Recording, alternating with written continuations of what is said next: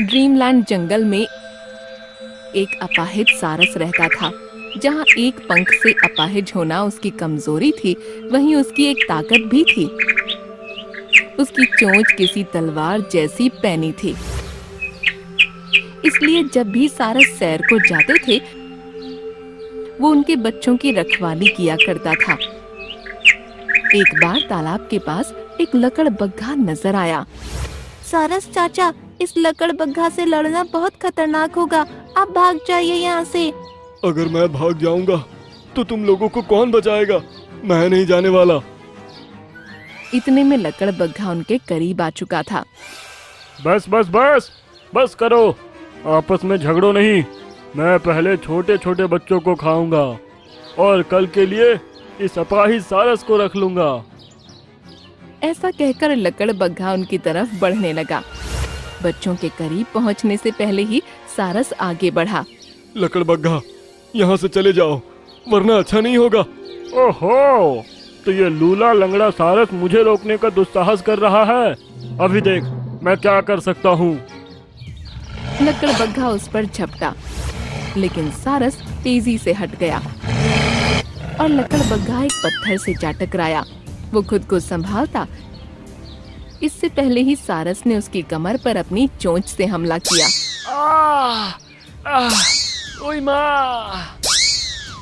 सारस की पैनी चोंच के हमले से लकड़बग्घा की कमर खूनम खून हो गई। लंगड़े लूले सारस, तुमको देख लूंगा। अगली बार पूरी फौज को लेकर आऊंगा। ऐसा कहते हुए वो नजरों से ओझल हो गया और सभी बच्चे ये देखकर बहुत खुश हो गए। कुछ देर के बाद जब सारसों का झुंड वापस आया तो बच्चों ने उनको सारस की बहादुरी का किस्सा सुनाया, जिसे सुनकर वो सभी खुश हुए। उसके बाद उन्होंने सारस को खाना खिलाया जैसा वो रोजाना करते थे। एक दिन जंगल में एक शिकारी आया। तालाब के पास पहुंचने पर उसकी नजर अपाहिज सारस पर पड़ी, जो अभी बच्चों की रखवाली कर रहा था। मिल गया। उसने एक गोली चलाई तो गोली जाकर सारस के खराब वाले पंख पर लगी और उसको दर्द होने लगा। शिकारी उसके पास आया और सारसों के बच्चे वहां से भाग निकले। आखिर एक सारस हाथ आ ही गया। उसने सारस पर जाल डाल दिया और उसको खींचते हुए अपने टेंट में ले गया। इसकी चोंच बहुत पैनी है।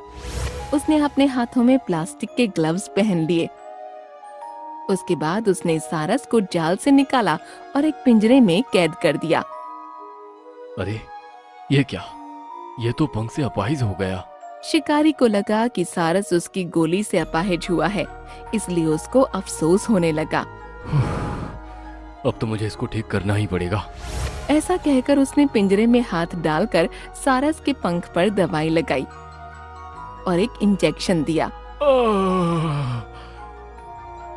दुष्ट इंसान, पहले मुझे पकड़ लाया और अब ये तरह तरह की तकलीफें दे रहा है। चलो अब इसको खाना दे देता हूँ। उसने सारस के सामने खाना रखा, लेकिन सारस ने उसे मुंह तक नहीं लगाया। अरे क्या हुआ? खाते क्यों नहीं? शायद मुझसे खाने को कह रहा है, लेकिन मैं इसका दिया एक दाना नहीं खाऊंगा। नहीं सारस की भाषा शिकारी समझ सकता था, न ही शिकारी की भाषा सारस को समझ आ रही थी। पता नहीं क्या बोल रहा है। मैंने तो खाना दे दिया, अभी अपने आप खा लेगा। ऐसा कहकर वो चारपाई पर लेटकर आराम करने लगा। शाम को जब सारसों का झुंड वापस जंगल पहुंचा तो उनको सारस को गायब देख हैरानी हुई।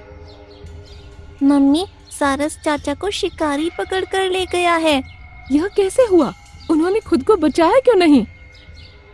वो खुद को बचाती, लेकिन उससे पहले उन्हें गोली मारकर घायल कर दिया गया, फिर उनको जाल में फंसाकर घसीट कर ले गया। यह सुनकर सभी सारसों को बहुत दुख हुआ। इस तरफ शाम होने पर शिकारी की नींद खुल गई। उसने देखा कि सारस ने अभी भी कुछ नहीं खाया और चुपचाप बैठा है। अरे यार, खाना खा ले, कब तक भूखा रहेगा? काश ये मेरी भाषा समझ सकता। तभी उसके मोबाइल पर किसी का कॉल आ गया। हाँ सर बोलिए। क्या सर बोलिए, तुमको कोई सारस मिला? मुझे मेरे चिड़ियाघर के लिए एक सारस बहुत जल्द चाहिए। और ठीक है सर, मैं ले आऊंगा, मुझे कुछ दिन का वक्त तो दीजिए। ऐसा कहकर उसने कॉल कट कर दिया। यार तू बस जल्दी से ठीक हो जाए, उसके बाद मैं तुझे इस क्लाइंट को बेचकर माला माल हो जाऊंगा। कहकर वो सारस के पास बैठ गया और उसके खाना खाने का इंतजार करने लगा। लेकिन सारस ने खाने को छुआ तक नहीं। अब रात ज्यादा होने लगी थी तो शिकारी को नींद आने लगी। इस तरफ लकड़बग्घा अपने साथ 2 और लकड़बग्घों को हमले के लिए तैयार कर रहा था। शिकारी ने सारस को फिर से इंजेक्शन दिया और उसके पंख पर दवाई लगाई। अब सुबह तक तो बिल्कुल ठीक हो जाएगा। ऐसा कहकर उसने खाने की थाली उसके पास सरका दी और फिर आराम से सो गया। सुबह उठकर जब उसने खाने की थाली भरी देखी तो गुस्से में चिल्ला उठा। तू कुछ खाता क्यों नहीं? आखिर कब तक भूखा रहेगा? मर जाएगा तू। सारस उन बच्चों को याद करके रोने लगा। ये देखकर शिकारी हैरान रह गया। मैं तेरी भाषा समझ तो नहीं सकता, लेकिन तेरी भावनाओं को समझ चुका हूँ। तू जरूर अपने साथियों को याद करके रो रहा है, इसलिए तू खाना नहीं खाता ना, क्योंकि उनके बगैर तू जिंदा नहीं रहना चाहता।